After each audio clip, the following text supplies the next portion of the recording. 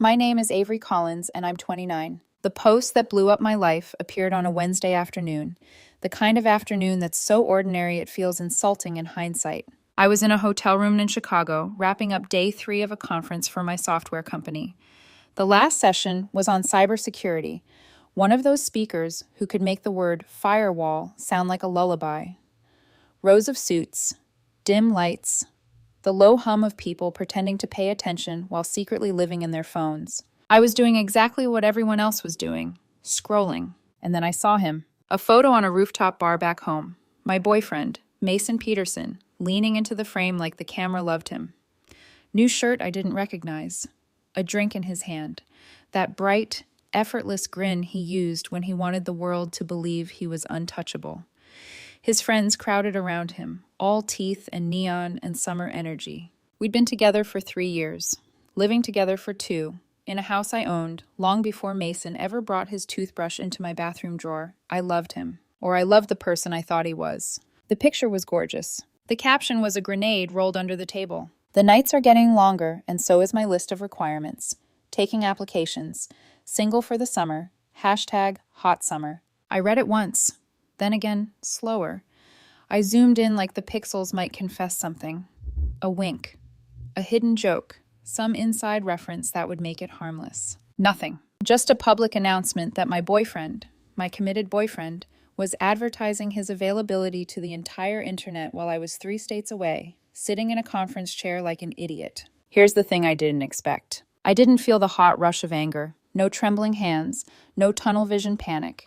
No heartbreak movie montage. I felt cold. Not numb, not empty. Cold in the way I get at work when a server crashes and everyone around me starts yelling and blaming and spiraling. The chaos goes blurry and all I see is the problem. Clean edges, clear logic, and the exact steps required to fix it. Mason's post wasn't a joke. It was a vulnerability in my life's operating system. And I was going to patch it permanently. I didn't call him. I didn't text. I just acted. My fingers moved like they belonged to someone else. Calm, deliberate, efficient. I tapped into the post, watched it rack up likes and thirsty comments from women I'd never met, names with heart emojis. OMG, when do we apply? He's finally free. As you should. I typed one line. No paragraphs, no drama. Application denied. And I hit post. Then I went to my own profile. It still said, in a relationship with Mason Peterson. 3 years of public proof, neatly packaged for anyone who cared to look. I clicked edit, scrolled, selected single, saved. But I wasn't done, not even close. Mason's whole life was curated like a show. He didn't just want attention, he wanted control. If I confronted him privately, he'd twist it. If I broke up quietly, he'd spin it into a story where I was too intense, too jealous, too controlling, and he was the poor guy escaping an unhinged girlfriend. He'd paint himself as the victim with better lighting. So I preempted him. I found a photo from the first day of the conference. Me and my colleagues at a sleek dinner downtown. I looked professional, composed, smiling. The kind of smile you wear when you believe your home life is stable. I posted it, and I wrote my caption like I was documenting a software update. Having a great time in Chicago. Big things on the horizon. Also excited to be starting a new chapter in my personal life. Sometimes you don't realize you're single until social media tells you. Looking forward to my own summer of freedom. I stared at the words for a second after I hit publish. Not because I doubted them, because I could already see the chain reaction. The exact way this would ripple through our mutual friends. The way it would corner Mason before he could build his little stage. And then I made my final move. Mason's mother, Carol, is deeply traditional. The kind of woman who believes appearances are morality. Head of her church's social committee, always sending handwritten thank you cards, always posting family is everything quotes over pictures of roses. Her greatest joy was her belief that her son was in a stable, respectable relationship with a woman who had her life together. Tagging her wasn't petty. It was strategic. It was a precision missile aimed straight at Mason's support system. I tagged her. Then I set my phone face down on the hotel nightstand like I was done with it. The speaker was still droning on about threats and vulnerabilities and firewalls. I almost laughed at the timing. My phone started buzzing within 5 minutes. A text from Mason, take that down, now. Another, what is wrong with you? A call, I silenced it. Another call, another text. It was a joke for engagement. You're being psycho. Why would you tag my mom? I didn't answer. I didn't need to hear his voice to understand what he was doing. He was scrambling, panicking, trying to yank control back into his hands. I flipped the phone over and checked his profile. The post was gone, vanished like it had never existed. But the damage was already done, because while Mason was deleting, I was saving. The screenshot sat in my camera roll like evidence in a case file. His calls kept coming, one after another, frantic and furious. I let every single one go to voicemail. I pictured him pacing that rooftop bar, face tight, laughing too loudly at his friends' jokes, while his phone kept lighting up in his palm. He wanted to be single for the summer. Fine. I had just processed his application and approved it effective immediately. He just wasn't going to like the terms and conditions. That night I didn't sleep much. Not because I missed him. Because my mind was already moving ahead. 3 steps, 5 steps, mapping the terrain the way I always do when something breaks. Mason would be waiting at the house when I landed. He'd want a confrontation on his stage. Tears, anger. A performance where he could act wounded and charming at the same time. I wasn't going to give him that. By the time my plane touched down the next day, I'd already decided I wasn't going home first. I was going to make 2 stops, and then I was going to end this in the most boring, legal, irreversible way possible. I turned my phone off before the plane even left the runway. Not airplane mode, off. There's a difference. Airplane mode is temporary. It implies you're coming back. Turning it off is a statement.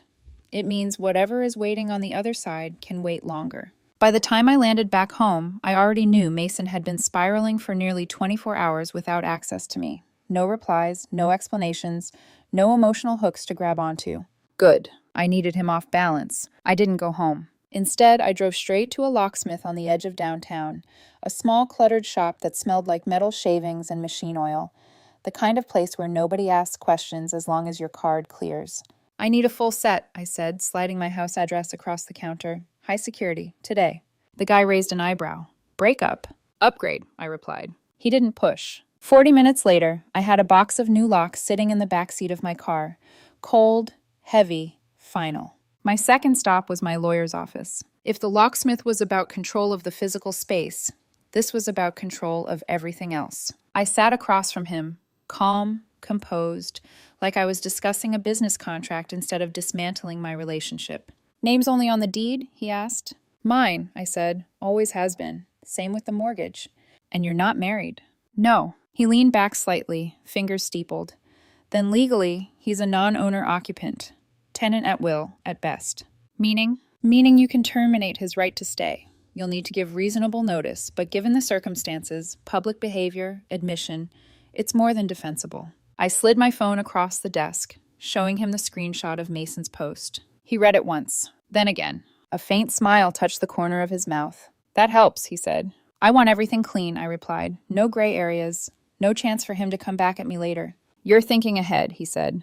I always do. By the time I walked out of his office, I had exactly what I needed. Clarity, authority, and a timeline. I finally pulled into my driveway a little after 6. Mason's car was already there. Of course it was. He'd been waiting. I could almost feel it before I even stepped out of the car, the tension in the air, like a storm that had been circling all day, waiting for me to arrive so it could finally break. I grabbed my suitcase, walked up to the front door, and before I could even reach for the handle, it flew open. Mason stood there, already unraveling. His hair was a mess. His eyes were red. His face was streaked with the kind of anger that comes from not being able to control a situation. Where have you been? He snapped. I've been calling you for 24 hours, Avery. 24 hours. I didn't answer. I just walked past him. The wheels of my suitcase clicked softly against the floor as I entered the house. My house. You humiliated me, he continued, following close behind. My mom is losing her mind right now. Do you have any idea what you've done? I set my suitcase down in the living room and turned to face him. Did she not like my post? I asked calmly. His expression twisted. You're unbelievable, he said. You're actually unbelievable. Tagging her? What is wrong with you? What's wrong with me? I echoed, my voice steady, almost quiet. That's the question you want to go with? It was a joke, Avery, he shot back, throwing his hands up. Everyone's doing it. It's engagement. It's just a public announcement that you're single, I cut in. It wasn't serious. You wrote the words. You know how social media works. I do, I said. That's exactly why I responded the way I did. He stared at me, searching my face for something. Emotion, weakness, anything he could use. But I wasn't giving him that. I'm not single, he said, softer now, switching tactics. I love you. It was just a caption. I let the silence stretch for a second. Then, I'm not throwing away 3 years over a caption, I said. Relief flickered across his face. Then I finished. You did. The relief vanished. You just didn't have the courage to do it to my face, I continued. So you did it where it matters most to you, online. That's not what I... You told the world you were available, I said. I believed you. His voice cracked. Avery, come on. Your things are in the guest room, I said. That stopped him. Completely. I want you out by Sunday, 5 p.m. The silence that followed was thick, almost physical. You can't be serious, he said finally. I am. You can't just kick me out. I live here. No, I said. You stay here. There's a difference. His jaw tightened. I have rights. And I have a lawyer, I replied. That landed. Hard. You're being insane, he said. But there was less conviction in it now. This is insane. What's insane, I said, is thinking you could publicly disrespect me and then come home like nothing happened. I said I was joking. You said a lot of things, I replied. None of them were an apology. I'm sorry, he said quickly. Fine, I'm sorry. But it was too fast. Too convenient. And it didn't reach his eyes. You're sorry you got caught, I said. You're sorry this blew up in your face. You're not sorry you did it. That's not fair. It's accurate. The argument unraveled from there. He raised his voice, then lowered it, then raised it again. He paced, he gestured, he tried anger, then charm, then guilt. At one point, he actually laughed, like this was all just a dramatic misunderstanding that would eventually resolve itself once I calmed down. That was the moment I knew. He didn't think this was real. He thought this was a phase, a fight, a temporary storm he could outlast. He had no concept of consequences that didn't bend around him. So I gave him something that wouldn't. Every time he tried to pull me into another argument, I repeated the same sentence. You have until Sunday, 5 p.m.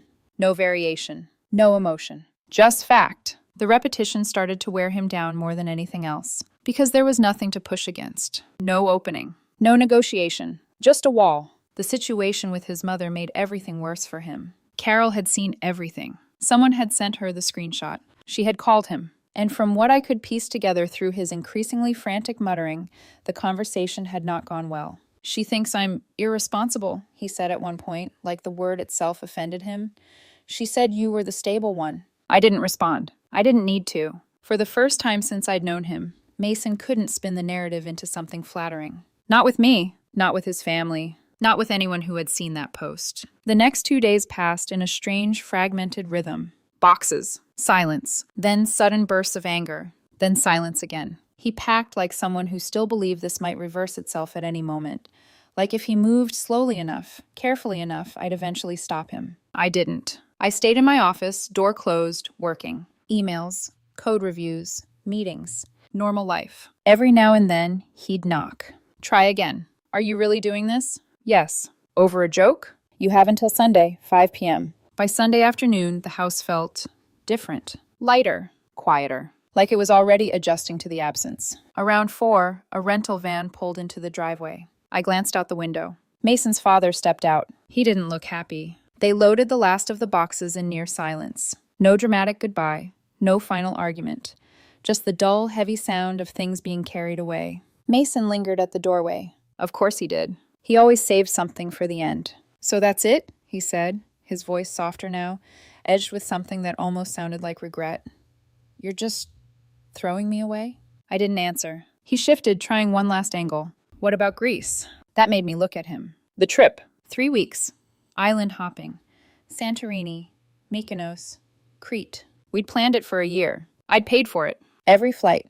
Every hotel. Non-refundable. I saw the flicker in his expression, the calculation. He thought this was his leverage. You're not just going to waste that, right? He said carefully. We can still... Don't worry about it, I said. I've already handled it. A slow smile crept onto his face. There it was. Hope. He thought that meant I'd cancel. Or that I'd forgive him. Or that somehow, despite everything, he still had a place in my future. He had no idea. I stepped back from the door. You should go, I said. He hesitated for half a second longer. Then he left. The door closed behind him with a soft, final click. And just like that, it was over. What he didn't know was that his application hadn't just been denied. It had been replaced and approved. The silence after Mason left wasn't dramatic. It didn't echo. It didn't feel hollow. It felt correct, like a system finally running without background noise. I stood in the living room for a moment, just listening. No footsteps upstairs. No music bleeding through a half-closed door. No voice calling my name like it belonged there. Just quiet. I walked over to the front door, locked it, and then, without hesitation, grabbed the box from the kitchen counter. The new locks. By the time the sun dipped below the horizon, every entry point to the house had been replaced.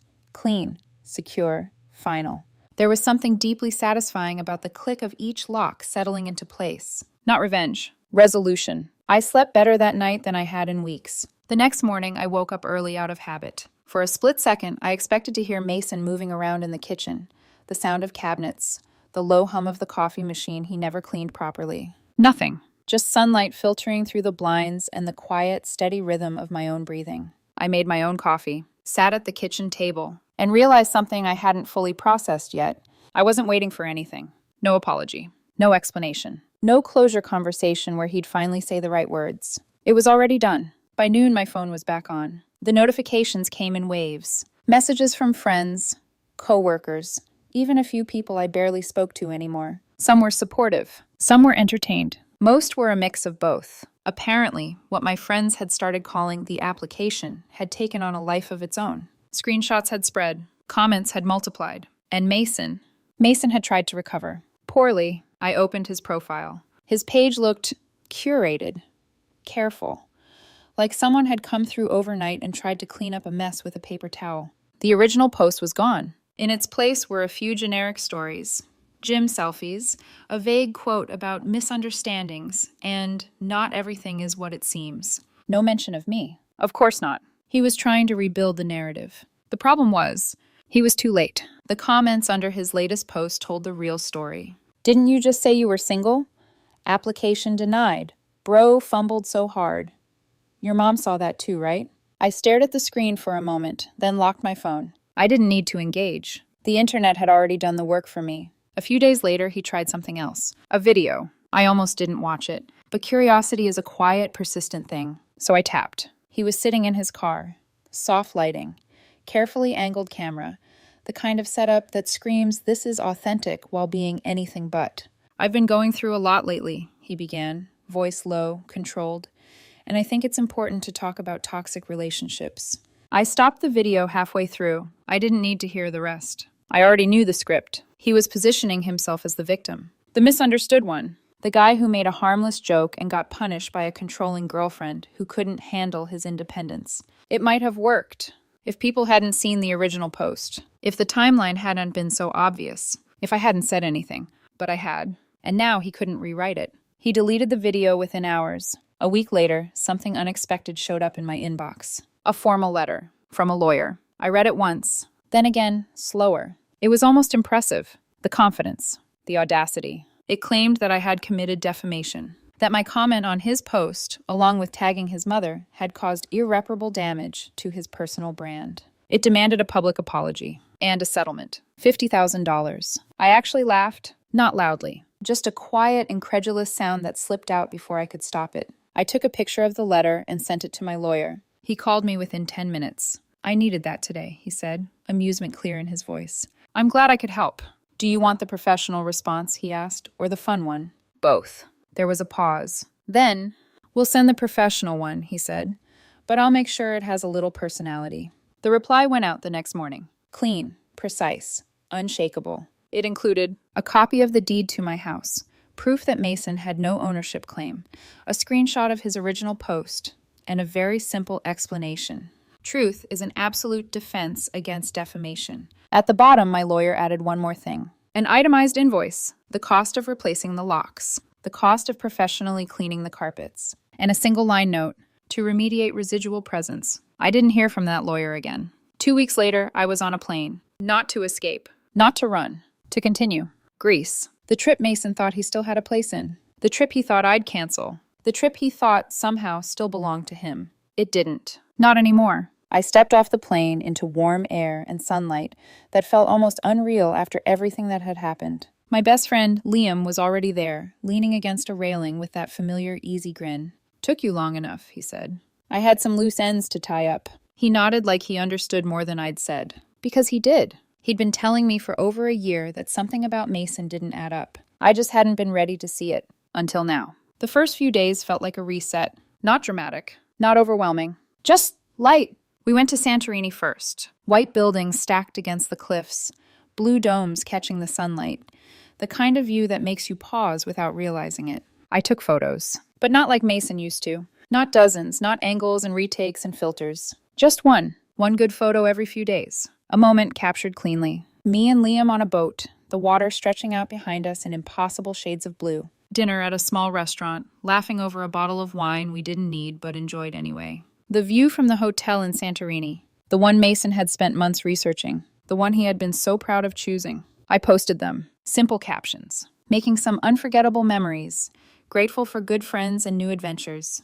Greece is a little slice of heaven. I never mentioned him. I didn't have to. Anyone who knew us knew. Back home, the updates filtered in. Through friends. Through whispers. Through the quiet network of people who always know more than they say. Mason had moved back in with his parents. His room. His old life. Smaller. He wasn't handling it well. Apparently, his summer hadn't turned out the way he imagined. The attention faded. The comments turned. And without the stability he'd taken for granted, there wasn't much left. He tried to plan a trip with friends. A cheaper one. Mexico. It fell apart. No one wanted to cover his share. No one wanted to deal with the drama. I listened to the updates the way you listen to a story that no longer belongs to you. Detached. Uninvolved. Done. One night, sitting on a quiet balcony overlooking the water, something shifted. Not outside. Inside. The last trace of anger. Gone. Not replaced by forgiveness. Not replaced by regret. Just gone. What Mason had done wasn't complicated.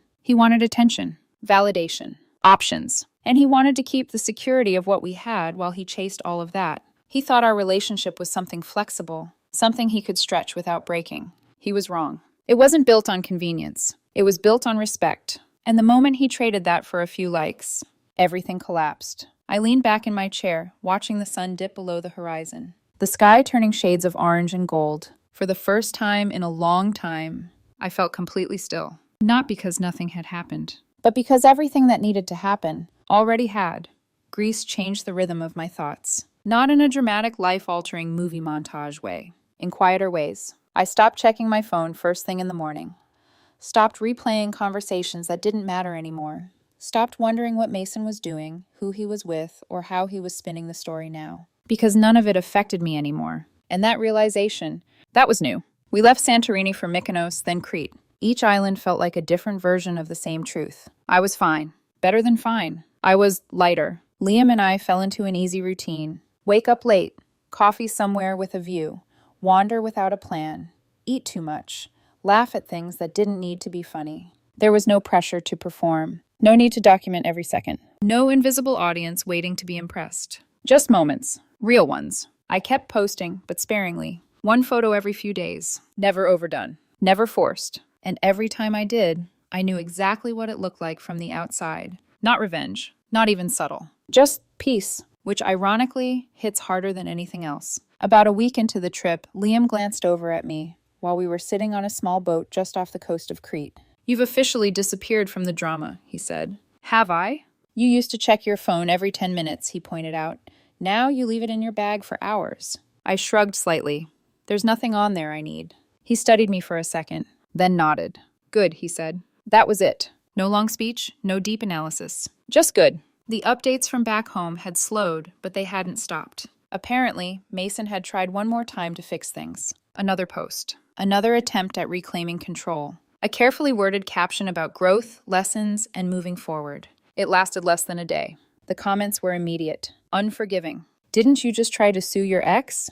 "Application denied still applies. Bro fumbled and doubled down." He deleted that one too. After that, silence. When I got back home 3 weeks later, the house felt exactly the way I'd left it. Clean. Quiet. Mine. No lingering tension. No emotional residue clinging to the walls. Just space. I unpacked slowly, taking my time, letting the normalcy settle back in. Work resumed. Meetings, deadlines, code reviews. Life. Simple, structured, predictable. And for the first time in a long time, that felt like a luxury. A few weeks later, something unexpected arrived in my mailbox. A handwritten envelope. I recognized the name immediately. Carol Peterson. I held it for a second before opening it. Not because I was nervous, because I was curious. Inside was a single card. Simple, neat handwriting. No unnecessary words. Avery. I wanted to apologize for my son's behavior and for not seeing things clearly sooner. You were always kind, respectful, and far more patient than you should have been. I hope you are doing well. Truly. Carol. I read it once, then folded it back up and slid it into the envelope. It was unexpected. Not dramatic. Not emotional. Just honest. And in its own quiet way. Final. I didn't reply. There was nothing to add. But I appreciated it. Time passed. Not in big, noticeable chunks. In small, steady increments. Days turning into weeks. Weeks turning into months. Until one morning I realized I hadn't thought about Mason in days. Not intentionally. Not even accidentally. He had become background noise. A closed tab in my mind. And then, one Saturday morning, I saw him. Of course I did. Because that's how these things work. Not in some dramatic, perfectly timed confrontation, but in the most ordinary place possible. A grocery store. I was halfway through my list, standing in line, when I noticed him. One person ahead of me. For a second, I didn't recognize him. Not because he looked completely different, but because something was missing. The sharpness, the confidence, the curated energy he used to carry like a second skin. Gone. He looked normal. Tired even. He was holding a small basket. Inside, a microwave dinner, a bottle of cheap wine. Nothing wrong with that. Except, it didn't match the version of himself he had tried so hard to project. He shifted slightly, and that's when he saw me. There was a flicker in his eyes. Recognition. Then something else. Something sharper. A trace of the old arrogance. Like he was about to say something. Do something. Reclaim some piece of control. But it didn't last. It faded almost instantly. Replaced by something heavier. Humiliation. He turned away. Completely. Like if he didn't look at me, I might disappear. Like the entire situation might undo itself if he just refused to engage with it. I didn't say anything. I didn't need to. There was nothing left to argue. Nothing left to prove. Nothing left to win. I paid for my groceries. Walked out. And didn't look back. That was the last time I saw him. And it felt exactly the way it should have. Uneventful. Quiet. Finished. 6 months ago, he made a post. A single caption. A handful of words he thought didn't matter. He thought it was harmless. Temporary. Just a way to get attention without consequences. He was wrong. What he posted wasn't just a joke. It was a decision. And I treated it like one. I didn't yell. I didn't beg. I didn't chase closure. I just applied logic. He wanted to be single for the summer. So I made it official. Immediate. Permanent. And from the looks of it, his summer never really ended. Mine? It's just getting started.